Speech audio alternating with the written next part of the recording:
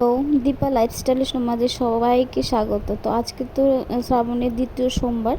তো আজকে সকাল সকাল উঠে আমি আর আমার ননদ তো বাড়িতে শিব ঠাকুর আছে, ওনাকে পুজো দিলাম আর কি। সব কিছু বাজার থেকে এনে দিয়েছে আমার হাজব্যান্ড, তারপর আমি আর আমার ননদ পুজো করেছি। জানো, আজকে না অনেকটা শান্তি পেয়েছে মনের মধ্যে, সত্যি। গত সোমবারটা করতে পারিনি, বাট আজকে করে অনেকটা হালকা লাগছে।